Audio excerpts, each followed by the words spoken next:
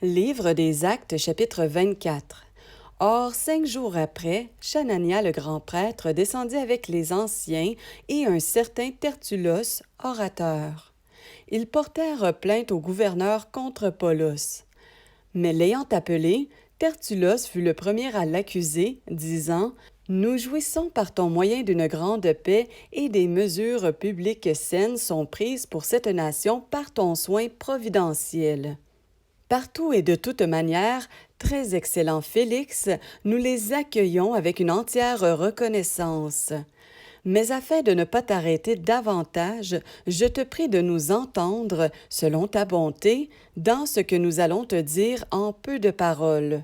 Car nous avons trouvé cet homme une peste qui excite la sédition parmi tous les Juifs de toute la terre habitée et qui aussi est un chef de la secte des Nazaréens.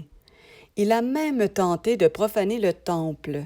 Nous l'avons saisi et nous avons voulu le juger selon notre Torah, mais le tribune Lysias étant survenu, il nous l'a arraché de nos mains avec une grande violence, ordonnant à ses accusateurs de venir devant toi. Tu pourras toi-même, en l'examinant, savoir de lui tout ce dont nous l'accusons. Mais les Juifs aussi consentirent à cela en affirmant que les choses étaient ainsi.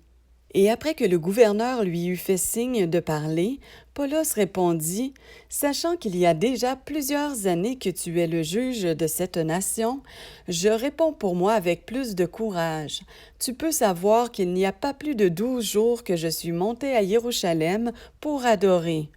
Mais ils ne m'ont pas trouvé dans le temple disputant avec personne, ni faisant un amas de peuple, soit dans les synagogues, soit dans la ville. Et ils ne peuvent prouver les choses dont ils m'accusent maintenant. Or, je te confesse bien ceci, que selon la voie qu'ils appellent secte, ainsi je sers l'Élohim de mes pères, croyant toutes les choses qui sont écrites dans la Torah et dans les prophètes, ayant en Élohim l'espérance qu'eux-mêmes admettent aussi qu'il y aura une résurrection tant des justes que des injustes. Or, en ceci que moi-même, je m'exerce à avoir constamment une conscience sans achoppement devant Élohim et devant les humains.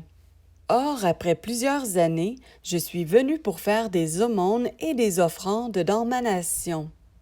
En ces circonstances, ils m'ont trouvé purifié dans le temple, mais il n'y avait ni foule avec moi, ni tumulte, mais certains Juifs d'Asie. Mais c'est eux qui auraient dû se présenter devant toi et m'accuser s'ils avaient quelque chose contre moi. Ou bien que ceux-ci eux-mêmes disent s'ils ont trouvé en moi quelque iniquité quand j'ai été présenté au Sanhédrin. Si ce n'est au sujet de cette seule voix que j'ai crié, debout au milieu d'eux, c'est au sujet de la résurrection des morts que je suis jugé aujourd'hui par vous. Mais après avoir entendu ces choses, Félix, qui savait plus exactement ce qui concernait la voix, les ajourna en disant: Quand le tribune Lysias sera venu, j'examinerai votre affaire. Et il donna l'ordre à l'officier de l'armée romaine de garder Paulus en lui laissant une certaine liberté et n'empêchant aucun des siens de le servir ou de venir vers lui.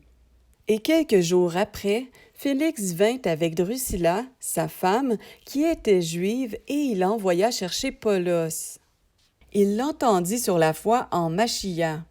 Mais en discourant sur la justice, le contrôle de soi et le jugement qui est imminent, Félix fut effrayé et répondit: Pour le moment, retire-toi.